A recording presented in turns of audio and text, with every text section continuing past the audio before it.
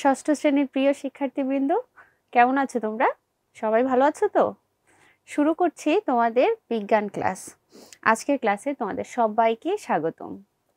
আজও আমরা বরাবরের মতো বিজ্ঞান বইয়ের আমরা পড়ছিলাম কত অধ্যায়? পড়ছিলাম পঞ্চম অভিজ্ঞতা পড়ছিলাম না, অধ্যায় না, সরি অভিজ্ঞতা। আমরা পঞ্চম অভিজ্ঞতা চলো নৌকা বানাই এই অভিজ্ঞতা পড়ছিলাম। তো এই অভিজ্ঞতায় আলোচনায় তোমাদের সাথে আছি আমি মুমতাহিনা মুশতারি, তোমাদের বিজ্ঞান শিক্ষক। তাহলে চলো আজকে আমাদের ক্লাসে চলে যাই। আমরা আজ চলো নৌকা বানাই এই অভিজ্ঞতার পঞ্চম সেশন এবং পারলে আমরা ষষ্ঠ সেশনের ক্লাসটাও একসাথে করে ফেলবো, কেমন? তো আজকে আমরা কি কি করব চলো দেখি। আজকে ক্লাসটা শুরু করি। আমরা এর আগের ক্লাসে তো দেখেছি, তাই না, যে কোনো বস্তুকে পানিতে রাখলে কিছু কিছু বস্তু পানিতে ডুবে যায়, কিছু কিছু বস্তু পানিতে ভেসে থাকে, আবার কিছু কিছু বস্তু কি হয় ডুবতে ডুবতে ভেসে থাকে, অর্থাৎ পুরোপুরি ডুবেও যায় না, আবার একদম পুরোপুরি পানির উপরে ভেসেও থাকে না, যেটাকে আমরা বলি ডুবতে ডুবতে ভেসে থাকা, তাই না? সবার মনে আছে তো ক্লাসগুলোর কথা?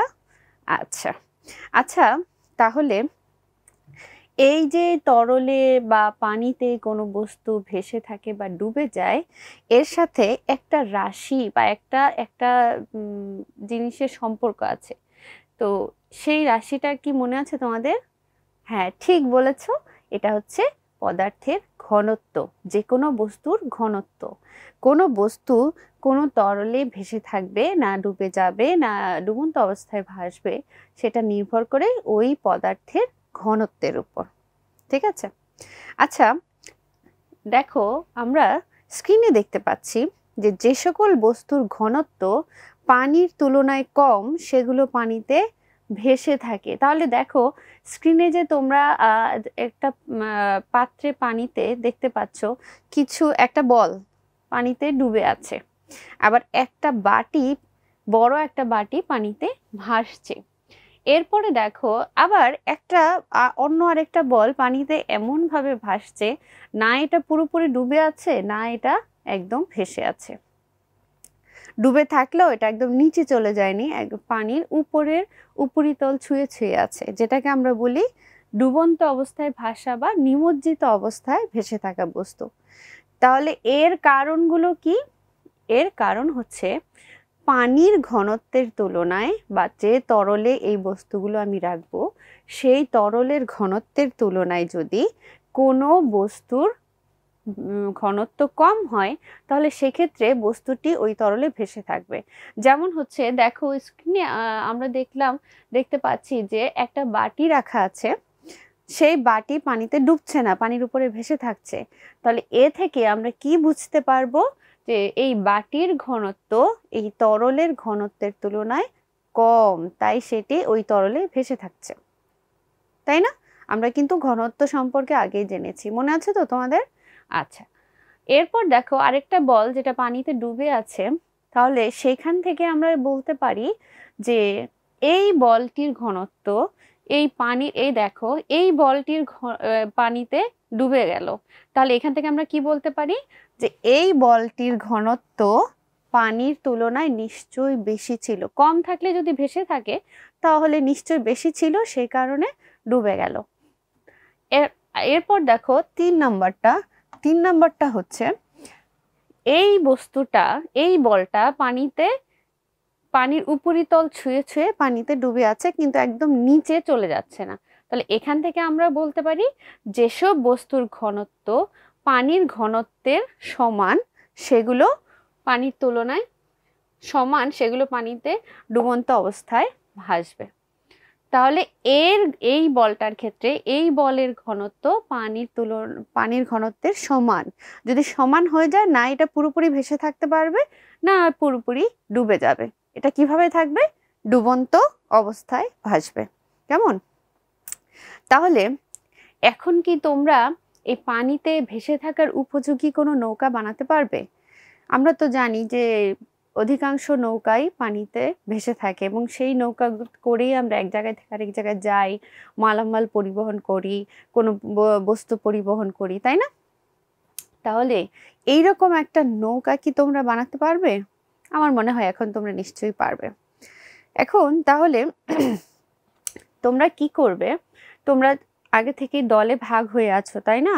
তাহলে তোমরা প্রত্যেক দল একটা করে নৌকা বানানোর পরিকল্পনা করবে আজকের ক্লাসে।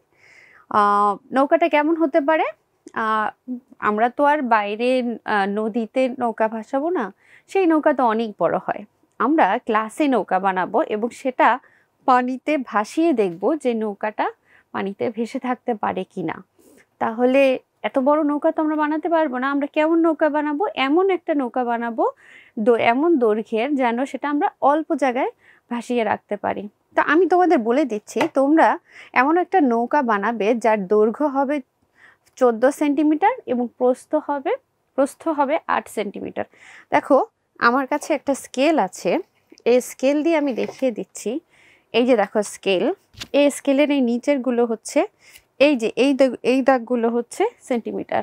তাহলে এই যে 0 থেকে শুরু করে করে তোমরা 14 সেন্টিমিটার, দেখো এই যে এতটুক হয়, তোমরা এতটুক দৈর্ঘ্যের এবং 8 সেন্টিমিটার, এই যে 8 সেন্টিমিটার এইরকম, অর্থাৎ প্রস্থের এতটুকু প্রস্থের এবং এতটুকু দৈর্ঘ্যের ছোট্ট একটা নৌকা বানাবে। আর এই নৌকাগুলোকে আমরা একটা পাত্রে বা একটা বালতিতে পানিতে ভাসিয়ে দেখব যে এটা ভেসে থাকতে পারে কিনা। ঠিক আছে? এখন এই নৌকা তো বানাবে, নৌকা কি দিয়ে বানানো যায়? এমন কিছু জিনিস দিয়ে নৌকা বানাতে হবে যে নৌকাগুলো যেন খুব সহজেই আমরা আমাদের চারপাশের সহজলভ্য উপকরণ দিয়ে বানাতে পারি। কি হতে পারে? তোমরা একটু ভেবে বলো তো কি হতে পারে? তোমাদের চারপাশে অনেক জিনিস আছে না, কি দিয়ে বানাতে পারো? তোমরা তো নদীতে যখন নৌকা দেখেছো সেটা সাধারণত কি দিয়ে বানানো থাকে? কাঠ দিয়ে। হ্যাঁ, কাঠ দিয়ে বানানো থাকে। তো তোমরা কাঠ দিয়ে বানাতে পারো যদি সম্ভব হয়। এছাড়া কি করতে পারো তোমরা? কলার গাছের ভেলা দেখেছো তো, এটাও তো একরকম নৌকা তাই না?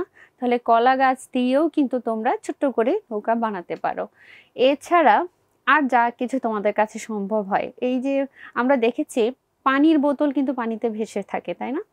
বোতল খুব হালকা, এটা পানিতে ভেসে থাকতে পারে। তাহলে আমরা যে পানির বোতলে পানি খাই অথবা প্লাস্টিকের যে খালি ক্যান বা বোতলগুলো যেগুলো তেল রাখা হয়, এরকম যে খালি বোতল যেটা তোমাদের বাসায় সহজে পাবে, এরকম কোনো কিছু দিয়েও তোমরা কেটে এটাকে নৌকার সাইজ করে নৌকা বানাতে পারো। আর কি করতে পারো? কারো বাসার আশেপাশে যদি পাটকাঠি বা পাটশোলা থাকে সেটা দিয়ে বানাতে পারো। তারপর ককশিট যদি তোমাদের সম্ভব হয় সংগ্রহ করা, ককশিট দিয়ে বানাতে পারো। এরকম তোমাদের যার কাছে যেটা সহজে পাওয়া যাবে সে এরকম সহজলভ্য যে কোনো উপকরণ দিয়েই নৌকা বানাতে পারো। কেমন? এই যে দেখো আমরা দেখতে পাচ্ছি স্ক্রিনে, দেখো যে বিভিন্ন উপকরণ দিয়ে তো নৌকা বানানো যায়। নৌকাগুলো কেমন হতে পারে সবাই একটু ধারণা নাও। এই যে দেখো নৌকা বানাতে গিয়ে আমরা দেখতে পাচ্ছি যে কলা গাছ দিয়ে বানানো ভেলা, আমি যে এতক্ষণ একটু আগে বললাম যে কলা গাছ দিয়ে ভেলা বানিয়েও তোমরা নৌকার সাইজ করে নিতে পারো, কারণ এটাও কিন্তু এক ধরনের নৌকা। তোমরা কলা গাছ কেটে এর একটার সাথে আরেকটা কাঠি দিয়ে বা কোনো কিছু থেকে জোড়া লাগিয়ে ওটা যদি পানিতে ভাসিয়ে রাখতে পারো তাহলে এটাই নৌকা হয়ে গেল। সেটা দেখতে কেমন হতে পারে? এই যে এইরকম কলা গাছের নৌকা। এরপরে আর কি করতে পারো? এই যে দেখো প্লাস্টিকের, এই যে তোমাদের বাসায় নারিকেল তেলের প্যারাশুট তেলের বোতল আছে, কিন্তু অনেকের বাসায় আছে তাই না? বা এই প্যারাশুট না, যে কোনো তেলের বোতল হতে পারে, অথবা আমরা যে পানি খাই পানির বোতল হতে পারে। সেরকম বোতল কেটে এই যে এইভাবে খুব সুন্দর করে প্লাস্টিকের বোতল কেটে কেটে নৌকা বানাতে পারো। এছাড়া আর কি কি করা যায় দেখো, এই যে দেখো এখানে ককশিট কেটে একটা ককশিট কেটে সাইজ করে আঠা দিয়ে জোড়া লাগিয়ে এরকম নৌকা বানাতে পারো। এই যে এখানে দেখো একটা নৌকা বানানো আছে, এটা কি দিয়ে বানানো জানো? তোমরা কিন্তু বেড়া বা ধাড়ি এগুলো দিয়ে বানাতে পারো, বাঁশ দিয়ে বানাতে পারো। এছাড়া আইসক্রিমের কাঠি দিয়েও বানাতে পারো। আইসক্রিম খাওয়ার পর আমরা একটা কাঠিতে আইসক্রিম বানিয়ে আটকানো থাকে না, এই আইসক্রিমটা খাওয়ার পর কাঠিটা তো আমরা ফেলে দিই বা রেখে দিই, এরকম কিছু কাঠি সংগ্রহ করে যদি রাখতে পারো সেটা দিয়েও কিন্তু বানাতে পারো। ওই কাঠিগুলো আঠা দিয়ে জোড়া লাগিয়ে লাগিয়ে নৌকার সাইজ করে এরকম করে বানিয়ে ফেলতে পারো। কেমন? কি অনেক মজা হবে না নৌকাটা বানাতে পারলে? তো কি করবে, সবাই দলের সবাই মিলে এই নৌকা বানানোর পরিকল্পনা করো। তোমরা এর জন্য প্রয়োজনে বাসায় গিয়ে ইন্টারনেটের সাহায্য নিতে পারো বা কোনো বইয়ের সাহায্য নিতে পারো, অথবা অন্য কারো হেল্প নিয়েও কাজটা করার পরিকল্পনা করতে পারো, যেটা কি দিয়ে করলে সহজে বানানো যাবে। কেমন? এখন তোমরা যে দল গঠন করেছো, প্রত্যেক দলের সকল সদস্য সবাই মিলে আলোচনা করো তো কি কি উপকরণ ব্যবহার করে তোমরা নৌকা বানাতে চাও। সবাই নিশ্চয়ই একই রকম উপকরণ দিয়ে বানাবে না, যাদের কাছে যেটা মনে হবে যে আমি সহজে এটা দিয়ে বানাতে পারবো সে সেরকম উপকরণই ব্যবহার করবে। কেমন? এখন এই যে কে কি উপকরণ দিয়ে নৌকা বানাতে চাও, কিভাবে নৌকা বানাতে চাও, সেটা কি প্লাস্টিক দিয়ে বানাবে নাকি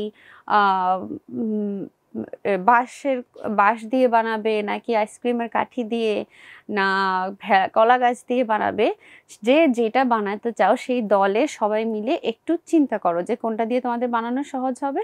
তারপর কি করবে, এই নৌকার একটা ছবি তোমরা তোমাদের অনুশীলন বইয়ে দেখো, এই যে দেখো বিজ্ঞান অনুশীলন বইয়ের 49 পৃষ্ঠা, 4 না 49 পৃষ্ঠার নিচে দেখো ছবি আকার একটা জায়গা আছে।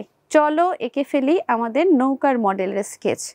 এখানে সবাই মিলে প্রত্যেকের বইয়ে একটা নৌকার ছবি আঁকবে। তোমরা দলে যে নৌকাগুলো যেভাবে নৌকা বানানোর পরিকল্পনা করবে, যে উপকরণ দিয়ে পরিকল্পনা করবে, যে সাইজে পরিকল্পনা করবে, নৌকা কিন্তু বিভিন্ন আকৃতিতে বানানো যায়। তো তোমরা যে আকৃতিতে বানানোর চিন্তা করবে সেই রকম আকৃতির একটা নৌকার ছবি এখানে এঁকে ফেলবে। ঠিক আছে? তো এই কাজটা করার সময় তোমাদের জন্য সময় দেওয়া দরকার। কতক্ষণ লাগবে তোমাদের কাজটি করতে? বেশিক্ষণ লাগবে না হয়তো। আগে তোমরা দলে একটু পরিকল্পনা করো কিভাবে করবে, তারপর তোমরা এই ছবিগুলো আঁকো। হ্যাঁ, এর জন্য তোমাদের সময় দেয়া থাকছে 15 মিনিট।